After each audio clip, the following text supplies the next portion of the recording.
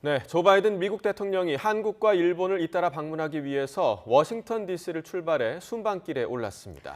이런 가운데 미국과 러시아 양국 군 수뇌부가 러시아의 우크라이나 침공 이후 처음으로 전화 통화를 했고 또 우크라이나 전쟁에서 부상한 것으로 알려진 이근 씨가 조만간 귀국할 것으로 보입니다. 오늘 아침 세계는 국제부 이승훈 기자 스튜디오에 나와 있습니다. 안녕하십니까? 안녕하세요. 네, 조 바이든 대통령이 현재 지금 우리나라로 오고 있는 상황이죠. 네, 그렇습니다. 현지 시간으로는 낮이었고요. 우리 시간으로는 새벽 1시가 조금 넘은 시간이었습니다. 조 바이든 미국 대통령 출발을 했습니다. 대통령 전용기 에어포스 1이죠. 오늘 오후쯤에 우리나라 오산 미군 기지에 도착할 예정입니다. 아시아 첫 순방이기도 하죠. 바이든 대통령은 22일까지, 오는 22일까지 2박 3일 동안은 우리나라에서 일정을 소화하고요. 그리고 다음 순방지인 일본으로 가서 오는 24일까지 머물 예정입니다. 이번 회담에서는 그 한미 동맹 강화를 기본축으로 해서요. 북핵 대응 그리고 경제 안보에 대한 여러 가지 얘기들을 회담 테이블에서 올려놓고 얘기를 진행할 거로 예상이 되고 있어요. 예. 미국은요 이번 순방에서 그 한미 동맹에 대한 동맹 지금까지 잘 진행되고 있다는 그 한미 동맹을 넘어서 경제 안보를 아우른 포괄적 전력 동맹으로 한 발짝 더 나갔으면 한다. 그런 기대를 하고 있더라고요. 특히 이번 정상회담 이미 많이 알려진 내용이죠. 북한이 지금 바이든 대통령 순방 기간 혹은 그 직후에 ICBM을 발사하거나 핵실험을 할 수도 있다. 그런 여러 정황들이 나오고 있지 않습니까? 예. 그래서 그 어느 때보다도 미국 대통령의 이번 순방 굉장히 긴장감 속에 진행이 되고 있습니다. 예. 네, 또 미국과 러시아 양국 군대 수장이 전화 통화를 하고 우크라이나 사태를 논의했다라는 소식이 알려졌는데요. 어떤 이야기인가요? 미군의 최고 사령관은 합참의장입니다. 네. 그리고 러시아군의 최고 사령관은 총참모장이고요. 이 두 사람이요. 지난 2월 24일 우크라이나 전쟁 뒤에 처음으로 전화 통화를 했다고 합니다. 예. 그런데 보통 이렇게 미군의 수뇌부 그리고 러시아군의 수뇌부가 전화 통화를 하게 되면요. 먼저 전화 통화를 했다. 이렇게 밝히는 게 보통 미국이었고요. 네. 거기에 대해서 러시아는 뭐 그런 게 있었다. 이 정도의 반응을 하곤 했었거든요. 그런데 이번에는 눈에 띄게 전화 통화를 했었다고 먼저 밝힌 곳이 바로 러시아 측이었습니다. 그래서 저도 관심을 가지고 어떤 말을 했는지 한번 봤거든요. 그랬더니 러시아 국방부 발표 보니까 이랬습니다. 두 사람의 통화에선 우크라이나 상황을 포함한 양국의 상호 관심사를 논의했다. 그런데 이번 통화는 미국 측의 요청으로 이루어졌다. 그렇게 네. 강조를 하더라고요. 자, 이런 거로 봤을 때 이번 전쟁과 관련한 좀 새로운 전기가 이루어지지는 않을까. 저는 개인적으로 그런 기대를 조금 해봤습니다. 물론 우리도 그렇지만 군의 발표라는 게 좀 구체적이지 않지 않습니까? 네. 굉장히 미군, 러시아 군의 발표 역시도 짧았습니다. 미군 국방부도 통화 사실 역시 사실을 확인하더라고요. 그런데 두 사람이 안보와 관련해서 문제를 논의했고요. 통신 연락선 열어두기로 합의했다. 그 정도의 아주 짧은 한 장짜리 보도 자료를 미군도 내놨습니다. 네, 그 어떤 통화보다 지금 내용이 궁금한 통화가 아닐까 그렇습니다. 좀 생각이 드는데요. 그런가 하면 계속해서 좀 화제가 됐던 인물이죠. 우크라이나 외국인 의용병 부대 국토방위군 국제여단에 참여해온 이근 씨, 네. 조만간 귀국할 것으로 보인다고요.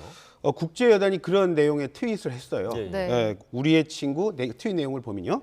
우리의 친구 이근이 전장에서 다쳤다. 네. 우크라이나군 의료기관에서 치료를 받았지만 재활을 위해서 집으로 돌아가기로 했다. 그런 트윗이었습니다. 그리고 또 이 씨의 빠른 회복 바라고 또 될 수 있으면 복귀를 해줬으면 좋겠다. 이런 말까지도 덧붙이더라고요.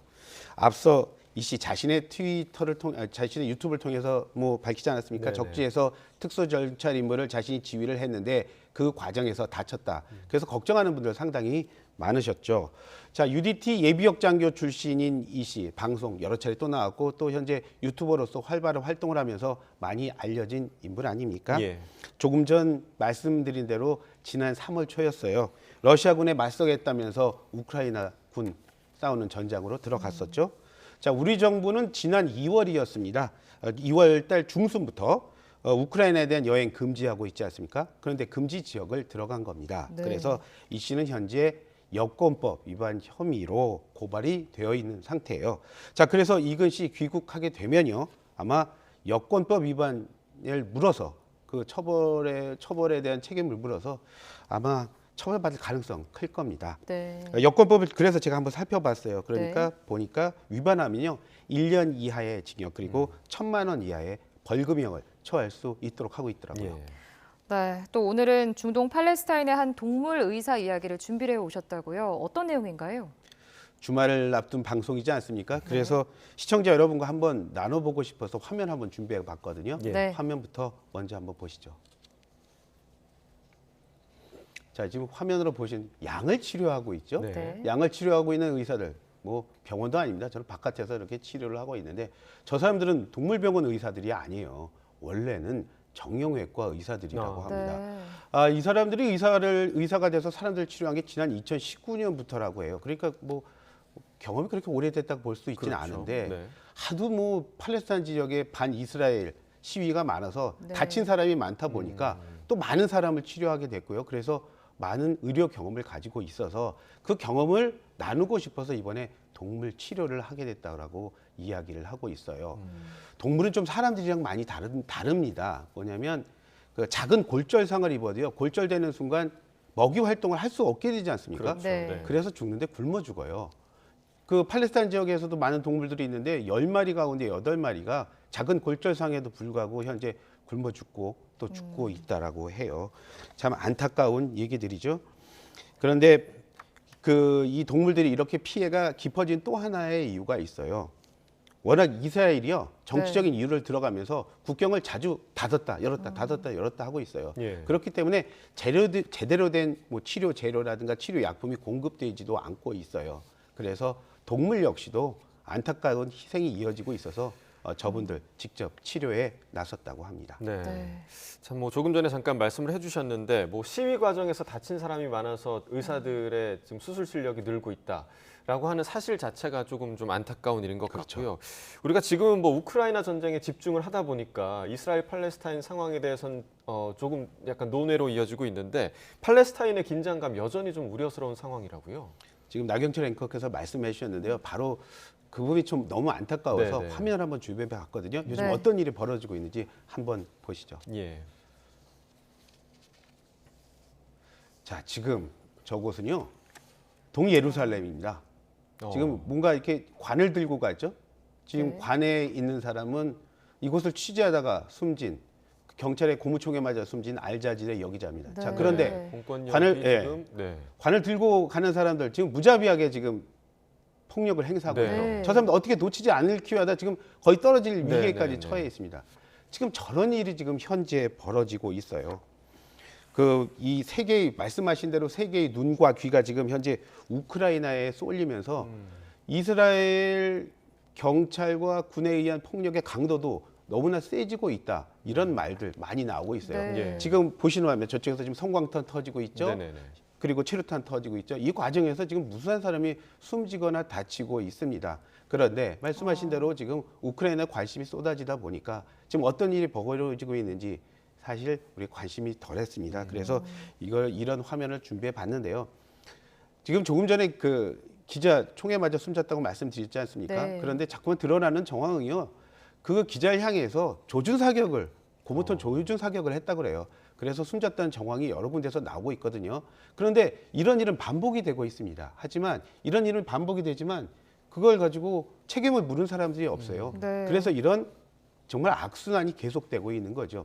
국제기자연맹이 한번 조사를 해봤다고 합니다. 네. 지난 2000년부터요 현재까지 그 이스라엘 군대에 의해서 숨진 기자들 무려 46명입니다. 안타까운 소식입니다. 또 남아시아의 섬나라 스리랑카가 채무 불이행 사태, 즉 디폴트 사태에 공식 돌입했다고요. 어떤 내용이죠? 지금 아마 세계 경제에 관심이 있는 분들이라면 가장 핫한 나라가 바로 이 남아시아에 있는 스리랑카라는 섬나라입니다. 네. 예. 눈앞에 휘발유가 가득 실은 배가 있는데 나라 곳간에 달러 한 장이 없어서 그 기름을 사지 못해서 모든 사람이 공포에 진짜 어려움에 떨고 있다. 바로 그 나라 스리랑카입니다. 네. 그 얘기를 준비해 봤는데요. 자, 앞서 스리랑카는 이런 말 했죠. 지금 현재 국제통화기금 그러니까 IMF죠. IMF와 지원과 관련해 협상을 하고 있기 때문에 그 협상이 진행되는 동안은 당분간은 우리는 국가 채무 관련한 돈을 갚을 수 없다. 그래서 본인은 이런 말을 합니다. 일시적인 디폴트다. 예. 이런 말을 했는데 그걸 선언을 했어요. 그런데 오늘 갚아야 하는 돈을요 살펴보니까 우리 돈으로 약 국채 이자만 1,000억 원 정도가 되고요. 우리 돈입니다. 우리 돈 규모로 국채 이자 한 1,000억 원 정도가 되고요. 그리고 중국에 갚아야 하는 돈 이게 한 1,300억 원 정도 되는데 네. 그 돈을 갚지 못해서 이제 채무 불이행 말씀하신 대로 국가 부도에 공식적으로 돌입했다. 이런 얘기들이 외신을 통해서 나오고 있습니다. 현재 스리랑카의 대외 부채는요 규모가 약 510억 달러 규모, 그러니까 우리 돈으로 65조 원이 조금 넘죠. 이 정도로 추산이 되고 있습니다. 이렇게 나라가 엉망이 된 이유로는요 중국의 그 1대1로라고 하지요. 중국의 이제 경제적인 패권을 중국의 경제적 패권을 세계로 확산하기 위해서 돈을 많이 뿌리는 바람에 가난한 나라들이 비싼 금리에도 불구하고 그 돈으로 뭐 여러 가지 뭐 SOC 만들고 그러는 바람에 그래서 나라가 어려워졌다. 그런 얘기도 있고요. 예. 지금 현재 총리와 대통령을요 형제끼리요 10수년에 걸쳐서 서로 나눠하고 있어요. 네. 자, 그런 과정에서 어떤 정치적 부패가 이번 사태의 원인이 됐다. 이런 분석도 있습니다. 아니다. 스리랑카는 지금 대회에 팔 수 있는 물건이라고는 관광객들이 들어와서 달러가 들어오는 그 창구라고는 관광객들이 와서 쓰는 돈. 예. 그리고 지금 현재 세계에 많이 나가 있는 노동자들이 벌어서 붙이는 달러밖에 없는데 예. 코로나 사태가 터지면서 이 모든 게 막혔다. 그것 때문에 이런 일이 벌어졌다. 예. 이런 여러 가지 그 점을 강조하는 사람도 있고 그렇습니다. 스리랑카 사태는 경제 문제입니다. 그런데 이 경제 문제가 사실 우리나라에 직접적인 영향을 현재로서는 미치고 있다. 이렇게 얘기할 수는 없어요. 예. 그래서 제가 잠시 이렇게 보류해 둔 주제이긴 하거든요. 예. 그런데 이제 상황 살피면서 주요 소식이 있으면 그때 시청자 여러분께 전해드리도록 하겠습니다. 네. 그러니까 스리랑카 국민들의 좀 삶이 나아질 수 있도록 경제적인 돌파구가 마련이 됐으면 좋겠습니다. 관심을 갖고 세계가 아마 지켜봐야 하는 주제일 것 같습니다. 네. 네. 지금까지 국제부 이승훈 기자와 함께 오늘 아침 세계 소식 살펴봤습니다. 고맙습니다. 감사합니다.